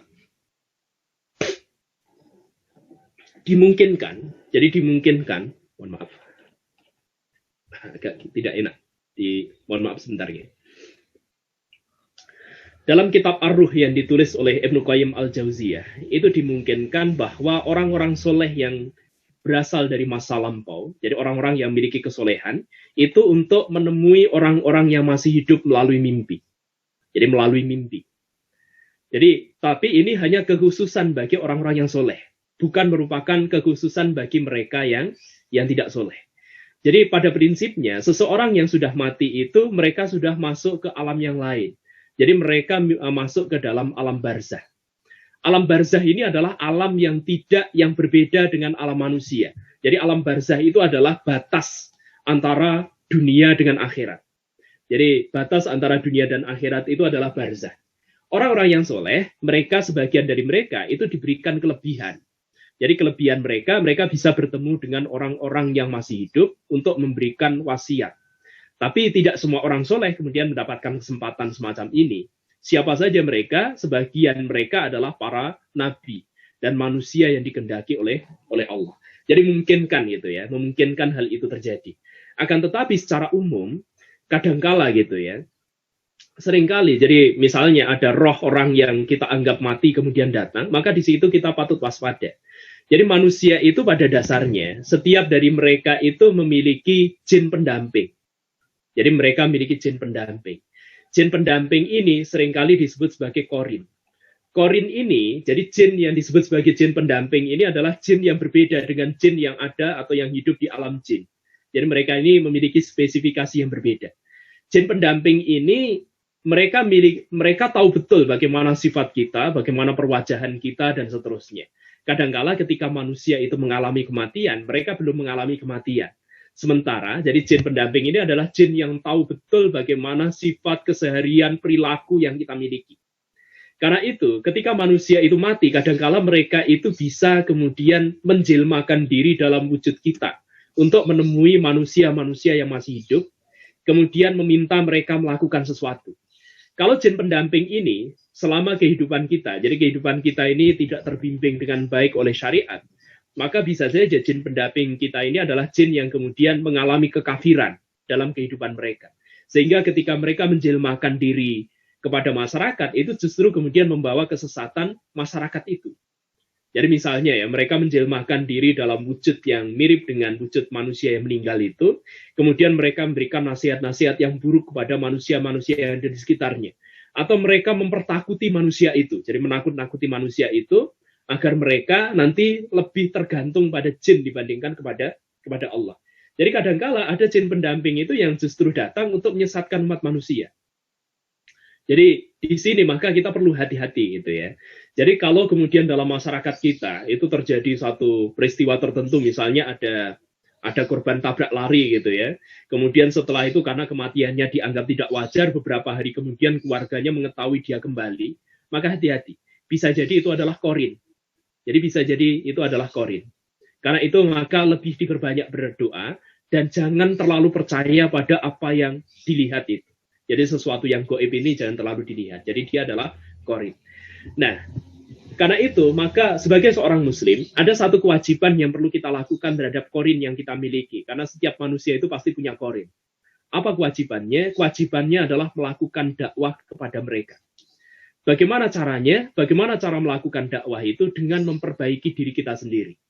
Jadi dengan memperbaiki diri kita sendiri, maka harapannya nanti korin yang kita miliki, itu nanti akan mendapatkan hidayah yang berasal dari Allah. Jadi mereka juga akan menjadi muslim yang baik, mereka akan mengikuti agama yang kita miliki. Gitu ya. Jadi harapannya ketika kita sudah meninggal dan seterusnya, dia tidak akan menjadi fitnah bagi kita. Jadi dia tidak akan menjadi fitnah, menampakkan diri, menakuti orang, kemudian menampakkan diri, memberikan nasihat yang buruk, masuk dalam mimpi orang lain, kemudian memberikan nasihat yang tercela. Jadi jangan sampai hal semacam itu terjadi. Karena korin itu nanti bisa menjadi fitnah bagi diri kita sendiri. Ada satu kisah yang menyebutkan, tapi mohon maaf saya belum bisa memverifikasi tentang kisah ini, bagaimana kebenarannya, tetapi ini sekedar sebagai sebuah ini saja ya. Jadi nanti silahkan Anda pelajari lebih lanjut. Rasulullah itu juga memiliki korin. Akan tetapi korin Rasulullah itu sudah berhasil ditundukkan oleh Rasulullah itu sendiri. Jadi korin ini bernama Habib Mustafa. Jadi Habib Mustafa. Jadi dia adalah seorang muslim gitu ya. Jadi Habib Mustafa ini akhirnya menjadi seorang muslim. Jadi ini adalah keberadaan Qorin. Karena itu maka hati-hati. Karena kadangkala gitu ya. Jadi kita memang menemukan ada cerita-cerita, dan kadangkala cerita ini kemudian dibumbui dengan perkataan yang dimiliki oleh seorang dukun gitu ya. Jadi, oh, anak ini sakit karena mbahnya itu mendatangi. Jadi anak ini sakit karena mbahnya datang, dia kangen dengan cucunya. Jadi padahal mbahnya sudah meninggal gitu ya. Ini kadangkala ada dukun yang mengatakan hal semacam ini.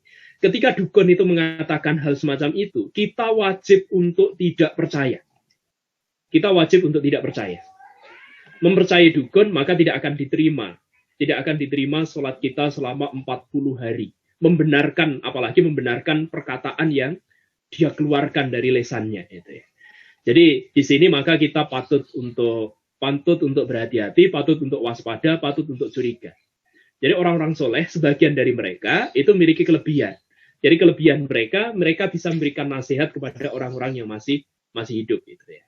Dan kisah itu nanti sebagian bisa Anda temukan dalam kitab yang ditulis oleh Ibnu Qayyim al-Jauziyah. Jadi kitab Ar-Ruh gitu ya. Saya kira jawaban saya semacam itu Mbak Desya Ananda. Mudah-mudahan tidak memuaskan. Jadi setelah ini Anda nanti bisa belajar lebih dalam lagi insya Allah. Monggo berikutnya kalau ada yang lain.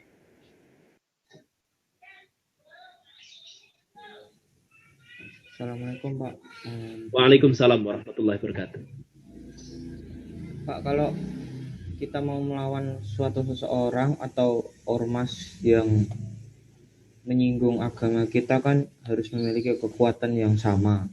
Bagaimana cara kita untuk melawan seseorang itu, tetapi kita tidak memiliki kekuatan yang setara dengan seseorang itu? Ya.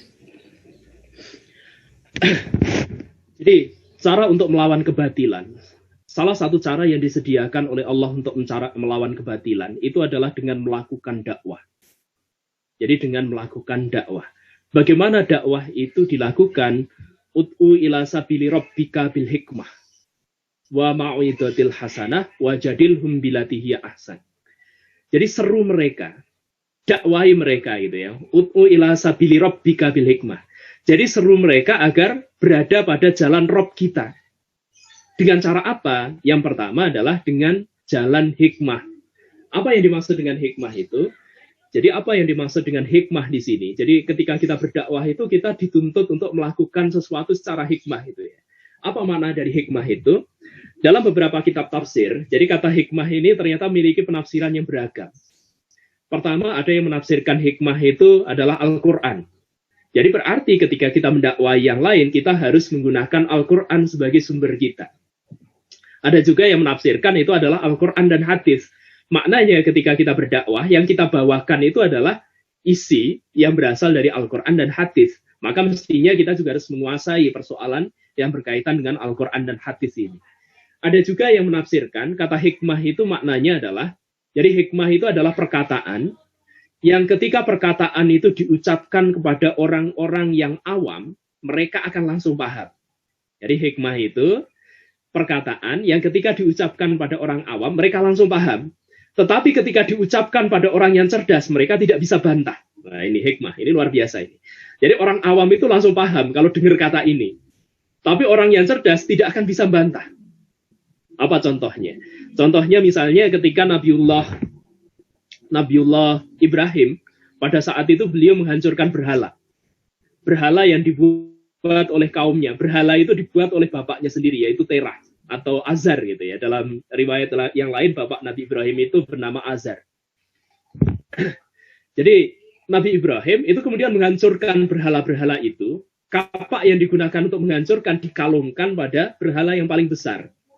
Orang-orang sudah tahu ini pasti Ibrahim yang melakukan ini. Karena satu-satunya yang memiliki pemikiran berbeda dari kaumnya itu adalah Ibrahim. Maka masyarakat itu kemudian mengundang Ibrahim ini untuk diadili. Jadi dia didatangkan dalam sidang masyarakat pada saat itu. Kemudian ditanyai, wahai Ibrahim, kenapa engkau menghancurkan Tuhan-Tuhan kami? Apa jawab Nabi Ibrahim? Kenapa engkau tidak bertanya pada berhala yang lebih besar? Kenapa? Karena kapaknya tergantung di situ gitu ya. Nah ini ungkapan Nabi Ibrahim ini, jadi ketika beliau meminta kaumnya bertanya pada berhala yang lebih besar ini, sebenarnya adalah ungkapan hikmah. Karena kaumnya begitu mendapatkan ungkapan itu, mereka langsung tidak bisa menjawab apa-apa. Bisa bayangkan ya, mungkin dalam hati mereka gerundel ini. Ini Nabi Ibrahim ini gimana sih itu ya? Mosok kami disuruh bertanya-tanya pada patung gitu ya. Masa kami disuruh bertanya pada patung? Seandainya mereka mengatakan itu, Nabi Ibrahim dengan mudah akan menjawab. Patung yang tidak bisa ditanyai saja kalian sembah itu ya. Patung itu nggak bisa berkata-kata. Kenapa itu kalian sembah? Jadi Anda mau bertanya untuk mengetahui siapa yang sudah menghancurkan itu saja. Ternyata patung itu tidak bisa memberikan keterangan. Padahal patung itu berada di lokasi, berada di TKP. Jadi patungnya berada di TKP. Sementara berhala yang lebih kecil dihancurkan oleh Nabiullah Ibrahim. Dia ini kan mestinya, patung ini kan saksi mata. Jadi patung ini mestinya saksi mata. Harusnya keterangan bisa diperoleh dari patung besar ini. Tapi ternyata masyarakat itu tahu bahwa mereka tidak bisa bertanya pada patung. Karena itu maka mereka terdiam. Mereka tidak bisa membantah Nabiullah Ibrahim. Nah ini adalah ungkapan hikmah. Karena itu maka untuk bisa mendapatkan ungkapan hikmah, jadi Anda bisa memperoleh kebijaksanaan dalam diri Anda, maka Anda harus memiliki ilmu. Ilmu itu berasal dari Al-Quran dan sekaligus As-Sunnah. Ilmu itu sudah harus terinternalisasi dalam diri kita, menciptakan kebijaksanaan. Sehingga kita bisa mendakwai masyarakat sesuai dengan fi qadari ukulihim. Jadi sesuai dengan kadar akal yang mereka miliki. Kemudian yang kedua, jadi cara melawan kebatilan yang kedua itu tetap dengan dakwah, tapi dengan menggunakan nasihat yang baik. Jadi saya yakin ya, manusia itu, karena manusia itu diciptakan sama, mereka memiliki anasir yang sama. Dalam anasir manusia yang lain, mereka juga terdapat anasir malaikat juga. Maka mestinya nasihat-nasihat yang baik itu tetap akan bisa masuk ke dalam diri mereka. Meskipun perkara hidayah itu, ya itu urusan hak prerogatif Allah gitu ya. Ini jadi yang kedua, dengan menggunakan nasihat yang baik. Saya yakin tidak ada manusia yang tidak bisa menerima nasihat yang baik. Kalaupun saat dan ketika kita sudah memberikan nasihat yang baik, maka setidaknya itu memberikan arahan kepada jiwanya. Agar ketika dia memiliki keturunan, maka seandainya dia adalah orang jahat, dia tidak mengendaki anaknya melanjutkan kejahatan yang dia miliki. Jadi dari sisi nasihat, meskipun seorang maling itu pasti akan selalu menasihati menasihati anaknya itu agar tidak jadi maling. Apakah orang tua yang misalnya dia adalah seorang maling gitu ya, seorang maling dia kemudian menasihati anaknya, wahai anakku, kamu jangan jadi pencuri. Dari sisi nasihat salah atau tidak itu? Tidak. Karena nasihatnya adalah nasihat yang baik. Meskipun nanti di bagian yang lain dia terkena ayat. Kabura maktan indallahi an taquluna ma la taf'alun. Jadi kita itu diminta untuk tidak mengatakan sesuatu yang kita sendiri tidak melakukan. Karena itu amat berat di sisi Allah. Gitu ya. Nah, akan tetapi kalau dia ini adalah orang tua, dia kemudian menasihati anaknya agar dia tidak maling.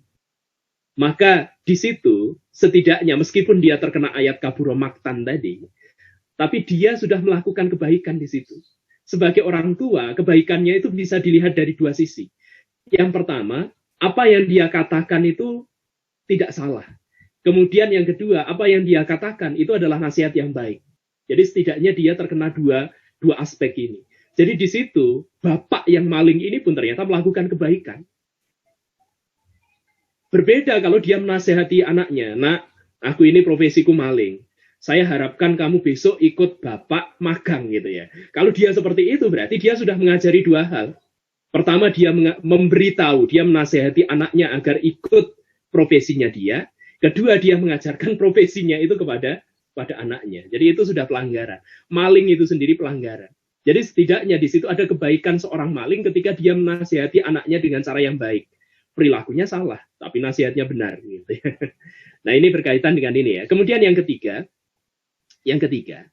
apabila di situ perlu perdebatan, wajadilhum billati hiya ahsan. Jadi kalau kita perlu berdebat ya, debatnya dengan cara yang baik, jangan debat kusir gitu ya. di mana perdebatan itu justru tidak mendatangkan kebenaran bagi kita. Imam Syafi'i itu sering dulu berdebat dengan kalangan ulama yang lain, tapi beliau memiliki memiliki prinsip yang sangat, saya kira cukup bagus. Jadi ketika aku berdebat dengan orang lain, aku menghendaki orang lain itu akan memberikan kebenaran terhadap diriku. Dan kalaupun dia tidak memiliki kebenaran, maka aku akan memberikan kebenaran kepada dirinya. Jadi perdebatan itu dalam rangka untuk memperoleh kebenaran, bukan untuk mencari pembenaran. Jadi cara untuk mengatasi kebatilan itu melalui dakwah. Baik kita dalam posisi kuat atau dalam posisi lemah. Dakwah itu harus tetap dilaksanakan. Nah, dalam posisi kuat, nanti mungkin kita perlu gitu ya, jadi merencanakan amar ma'ruf nahi mungkar dalam bentuk yang lebih nyata. Jadi marra'a minkum munkaron falyughayyirhu biyadihi. Fa'ilam yastati' fa bilisanihi, fa'ilam yastati' fa biqalbihi. Wa dzalika at'aful iman. Jadi kalau kita ini melihat kemungkaran itu di depan mata kita. Jadi kalau kemungkaran itu di depan mata kita, maka ubah dengan tanganmu biyadihi. Ubah dengan menggunakan tangan kita. Tangan di situ sebagian ulama ada yang maknai sebagai kekuasaan. Jadi kalau kita punya kekuasaan, ubah itu dengan kekuasaan. Alexis yang ada di Jakarta itu langsung bisa ditutup karena adanya kekuasaan. Padahal itu adalah tempat maksiat saat itu gitu ya. Jadi tempat pelacuran kelas tinggi itu. Dengan kekuasaan ternyata mudah sekali ditutup. Bayangkan kalau tidak ada kekuasaan tiap hari di demo misalnya, atau tiap hari digerecokin dan seterusnya, itu tidak akan pernah tutup. Saya kira seperti itu.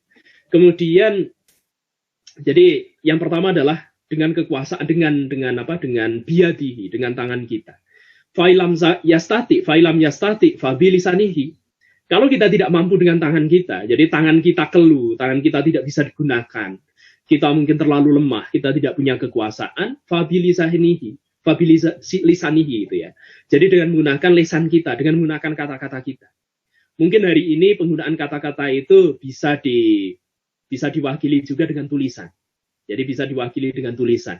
Karena ternyata tulisan itu lebih bermakna dan masa edarnya itu lebih lama dibandingkan lisan yang kita miliki. Gitu ya. Jadi ya kalau Anda punya sosmed dan seterusnya, manfaatkan itu untuk dakwah. Ajarkan kebaikan. Bukan berarti kita orang baik, tapi kita berusaha untuk baik. Kalau kita kemudian menasihati orang lain di situ, kita juga belajar untuk menjadi baik. Manfaatkan itu. Seandainya setiap orang gitu ya, jadi mahasiswa di Fakultas Ekonomi jurusan Anda itu ada 63. Setiap hari itu misalnya di sosmednya itu ngupload meme yang mengajarkan kebaikan misalnya begitu ya. Maka setidaknya sudah ada 63 kebaikan tersebar. Jadi ada 63 mahasiswa setiap hari mengupload 63 nasihat. 63 ceramah yang mengajak manusia untuk ke jalan yang benar. Berarti sudah ada 63 kebaikan yang saat itu tertebar. Bayangkan ketika setiap muslim itu menjalankan itu. Jadi setidaknya gitu ya, sebagai seorang muslim, maka manfaatkan sosial media Anda. Kalaupun Anda belum bisa membuat nasihat-nasihat yang baik gitu ya, maka cari link yang mengajarkan tentang itu. Kalau Anda pintar desain, manfaatkan itu untuk dakwah. Anda pintar membuat puisi, buat puisi dakwah. Anda pintar bermain musik, Anda bisa mengarang lagu, maka karang lagu yang bagus yang mengajak manusia itu untuk beriman kepada Allah dan menyukai kebaikan-kebaikan. Maka insya Allah gitu ya, saya mudah-mudahan gitu ya, ketika karya Anda itu kemudian bisa diterima orang lain, kemudian menjadi karya yang kekal, maka itu bisa mengekalkan amal jariah dari diri Anda. Jadi ketika orang lain mengikuti kebaikan Anda, mudah-mudahan itu menjadi amal jariah. Ini. Jadi kemudian yang ketiga, kalau tadi yang kedua itu menggunakan lisan, kalau tidak mampu dengan menggunakan lesannya ya ora iso ngomong, nulis ya ora iso misalnya gitu ya. Maka fa biqalbihi, fa ilam yastati fa biqalbihi. Kalau itu tidak mampu, maka gunakan hatimu. Jadi menggunakan hati itu maknanya kalau kita melihat kemungkaran, kita mengingkari bahwa itu perbuatan yang buruk. Jangan malah hati kita membenarkan. Kalau hati kita membenarkan, maka kita termasuk golongan orang yang berbuat mungkar itu. Jadi kita termasuk golongan orang yang berbuat mungkar itu. Tapi kalau kita sekedar mengingkari dan mengatakan bahwa itu buruk, wadzalika at'aful iman. Jadi itu adalah selemah-lemah iman. Jadi selemah-lemah iman itu adalah mengingkari perbuatan yang tercela.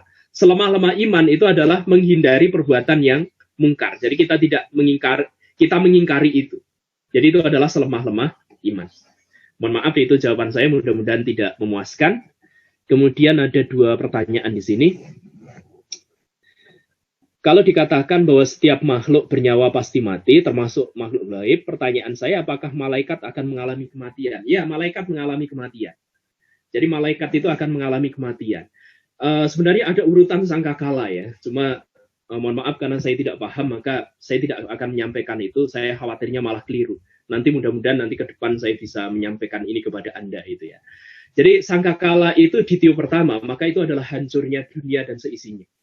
Kemudian setelah itu sangkakala yang kesekian itu adalah matinya para malaikat. Kemudian setelah itu, terakhir setelah sangkakala yang kesekian, Allah itu akan mencabut nyawa dari malaikat Israfil. Jadi malaikat Israfil itu nanti akan dicabut nyawanya oleh Allah. Mohon maaf, saya salah di sini. Jadi malaikat Israfil akan diperintahkan oleh Allah untuk mencabut, untuk mengambil nyawanya. Jadi mohon maaf, malaikat Israel diminta untuk mencabut nyawa malaikat Israel. Kemudian setelah itu malaikat Israel diminta untuk mencabut nyawanya sendiri. Nah setelah itu Allah kemudian mengatakan, gitu ya. Jadi setelah itu Allah kemudian mengatakan, lihatlah saat ini, siapakah yang paling berkuasa? Jadi setelah itu Allah kemudian menyebutkan nama-nama orang yang pernah mengaku sebagai Tuhan. Di mana mereka sekarang gitu ya. Karena saat itu yang ada hanya Allah sendiri. Jadi malaikat itu nanti akan mengalami kematian. Akan tapi mohon maaf ya. Jadi keterangan saya terkait dengan ini agak kurang pasti. Monggo silahkan nanti Anda pelajari sendiri tentang terkait dengan kematian yang dialami oleh para malaikat ini. Intinya nanti semua malaikat itu juga mengalami kematian. Jadi kullu nafsin dha'iqatul maut. Jadi semua hamba Allah, semua ciptaannya itu akan mengalami kemusnahan. Jadi Anda nanti juga tidak usah bayangkan bagaimana dengan bakteri, Pak. Jadi bagaimana dengan bakteri? Karena di dunia bakteri itu ternyata ada makhluk yang sangat luar biasa. Jadi makhluk ini bahkan tahan terhadap bom nuklir. Jadi ada makhluk yang bernama tardigrade ya. Anda mungkin pernah belajar ini. Jadi makhluknya itu kecil sekali, jasad ternik, tapi bentuknya sangat aneh, memiliki banyak kaki itu ya. Dan konon makhluk ini sangat tahan terhadap panas, makhluk ini sangat tahan terhadap dingin, bahkan ada dugaan bahwa makhluk ini bisa tahan terhadap radiasi nuklir atau ledakan nuklir. Nah, ini mati atau tidak? Ya, insya Allah mati ya, insya Allah mati pada saat kiamat terjadi. Kemudian, apa tugas malaikat selanjutnya pada masa kiamat? Setelah hari kiamat. Jadi bagaimana tugas mereka setelah hari kiamat? Jadi malaikat ini termasuk makhluk Allah yang nanti akan dihidupkan kembali. Apa tugas mereka tidak diketahui. Sebagaimana kita tidak mengetahui apa tugas manusia setelah hari kiamat itu ya. Wallahu a'lam bishawab terkait dengan jawaban saya yang terakhir ini. Jadi itu sesuatu yang tidak bisa kita pahami terkait dengan tugas malaikat berikutnya. Termasuk pertanyaan ini ya. Apakah Allah itu nanti akan menciptakan bumi berikutnya setelah bumi ini berakhir? Nah ini pertanyaan yang tidak ada keterangan, karena itu maka akan lebih baik ketika kita tawakuf gitu ya, ketika kita diam. Jadi sesuatu yang tidak diajarkan oleh Rasulullah, maka di situ tidak ada pertanyaan di dalamnya. Oke, saya kira itu jadi perkuliahan kita pada kesempatan kali ini. Mudah-mudahan ada manfaat yang bisa kita peroleh dari perkuliahan ini gitu ya. Mudah-mudahan ada manfaat yang bisa kita peroleh dari perkuliahan ini, dan mudah-mudahan dengan adanya perkuliahan berkaitan dengan iman kepada malaikat ini, maka setidaknya hikmah-hikmah yang bisa kita peroleh dari beriman kepada malaikat itu bisa kita miliki. Di antaranya mendorong keimanan kita kepada Allah, karena ternyata ada makhluk yang diciptakan oleh Allah memiliki keimanan yang stabil. Jadi kita mendorong diri kita agar keimanan kita mengalami kenaikan, sehingga kita memiliki derajat yang sama dengan malaikat atau bahkan melebihi itu, mudah-mudahan gitu ya.